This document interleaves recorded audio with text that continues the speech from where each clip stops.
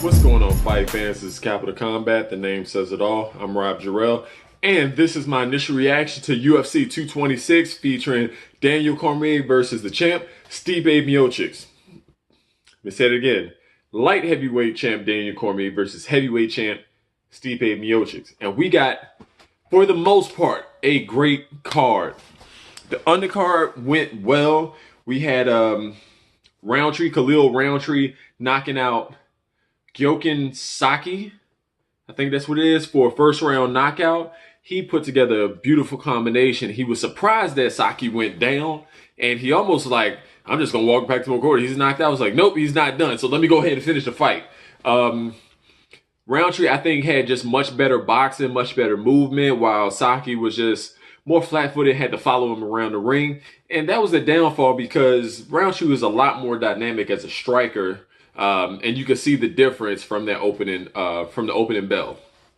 Then we had Anthony Pettis submitting Michael Chiesa. It was a weird fight, kind of sloppy, I guess. Michael Chiesa was able to instill better wrestling in that first round versus Pettis.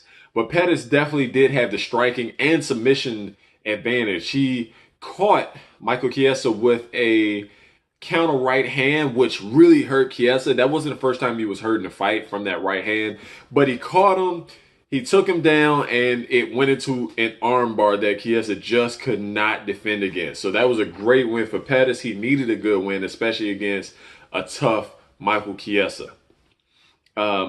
Then we had Mike Perry versus Paul Felder. I picked Felder for this fight. I thought Mike Perry, coming off his two losses to, I believe, Max Griffin and Ponzinibbio, I think that's what it is, which he was in the fights, but he really didn't show up skill-wise. He was pretty much out-fought in those fights, but he always makes a good account of himself. And in this fight versus Paul Felder, I think Paul Felder was much more dynamic. I thought he had better cardio, but something from the look of it, he had two major cuts.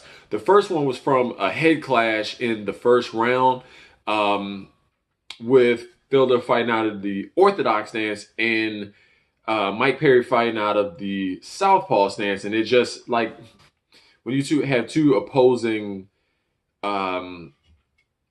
stances, there's bound to be some head clashes, but it was really bad for Felder. And Felder might have been a bit dehydrated or looked a little bit dry, because when you're dry, your skin becomes much easier to cut and paper thin. So that was the start. And I think Mike Perry started to find his rhythm in the second round with his strike. And I thought Felder had better kicking. He went for the lead leg of Perry much better. And Perry actually looked a little bit worse for wear, at least cardio-wise, in that second round. But he was able to land a good left hook off a feint on the top, about right here on Paul Felder. And it was really hard because as soon as he landed, Felder stopped leaking to the point where they did have to stop the fight to examine the cut. And Felder wanted to continue, so they put him right back in there.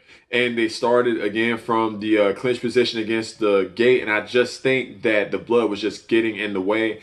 It might have been more psychological. And Perry took full advantage, going for the eye, moving around to his left, and really getting some significant strikes in at the end of the second and the third round. Really, Felder, that spelled the end for him, because the cut was in a really bad place. It was over his shoulder and in his eye, so I know that he had a hard time seeing out of his right eye. And Mike Perry got the win by split decision. It was pretty entertaining. I thought Paul Felder was really looking much better, much more active, and much more precise with his striking, but those two cuts really, I think, is what did him in. Then the surprise fight tonight was Francis Ngannou versus Derek Lewis in a very uneventful fight. I expected fireworks. I expected someone to go out by the second round, but neither guy was really willing to engage. The first round, you had to clearly give to Derek Lewis because he was not more willing to engage, but he's the one that actually threw punches and strikes. And Ngannou just wasn't throwing anything. It was to a point where the referee had to bring them together and tell them to engage because they were just sitting there looking at each other, throwing feints. And I believe a lot of that comes from the last fight for Ngannou, who Derek Lewis is patient, but he can go for it, where Ngannou would more so try to get in there and fight his opponent. I think he was really either being very shy about punching himself out against a guy like Lewis, who is he's very savvy in the ring, and he has very good stand-up, but he also didn't want to be taken down and gassed out.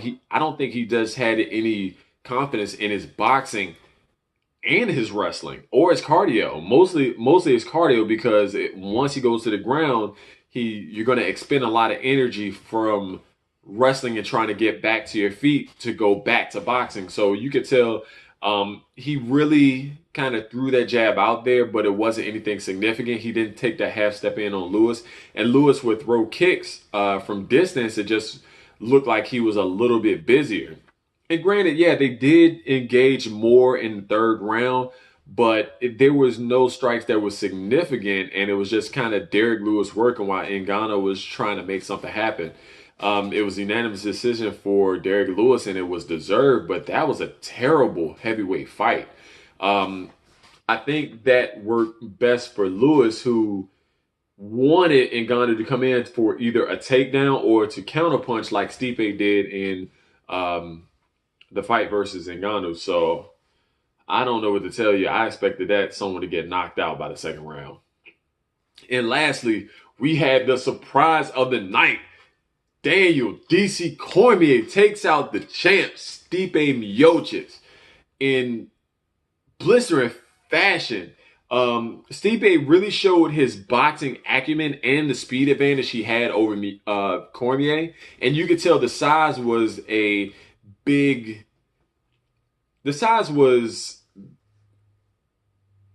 advantage to Miocic, but DC is very quick. No matter how he looks, he's very quick. He is precise, and he's patient. And I think that patience is what carried him, because he didn't push unnecessarily. He let the fight come to him.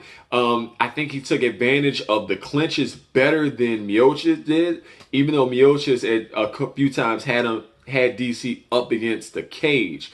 But you could see DC kind of slip those in there in the clinches, or when Miocic stayed in just a tad bit long, and Miocic would do better fighting from distance, keeping DC at the end of his jab or the end of his right hand. And it was just a short right hand to the chin out of the clinch that I don't think he was prepared for, and he dropped like a rock. And DC, being the guy that he is, being the fighter that he is, being the finisher that he is, went straight down and started with the ground and pound until the ref stepped in, and that was that. I was surprised at how dominant, not even dominant, but the fact that Cormier got the stoppage. I thought this was going to be 5 rounds, because DC is a grinder, but he does have quickness, and he does have dynamite in those hands, because he knows when, where, and how to hit his opponents. He's done the same thing with Bigfoot Silva. He out-wrestled and put hands on Josh Barnett. So he's a guy that should never be counted out. Even at light heavyweight, he did the same thing.